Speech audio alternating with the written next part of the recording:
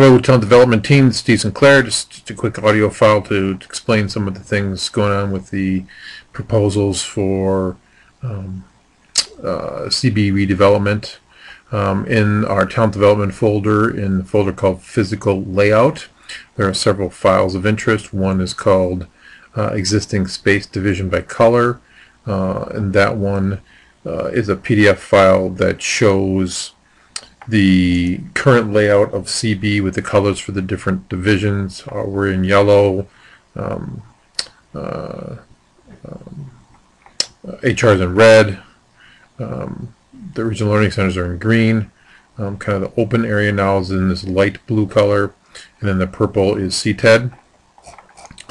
The next one down is Green Bay level 2, kind of a proposal done by Chet, which kind of talks about shows all of HR put into the area over here where we currently are now, and then the training rooms moved over to the area next to the running track over here where HR used to be, and then an expansion of the 4-plex into a 6-plex with some capabilities there with a kind of a serving area in the middle here, and then whether or not these two offices over here that are also in green are part of this complex of CB slash Regional Learning Center, or they're part of our complex is still, I think, something that's a bit up for debate yet.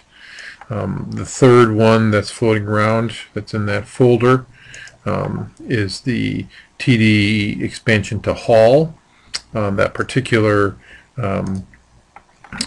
plan talks about generally moving the bathrooms in this yellow area over here to the green area, and then we get the hallway in addition to these offices that are over here. Whether or not that needs to be these offices, the CB 216, 217, 226 needs to then be used for the CB 220 storage for the 4-plex is unknown for sure, but you know, this general, all this hallway over here, all this area would be ours, and then this purple area on the bottom would be the new hallway, the new main hallway.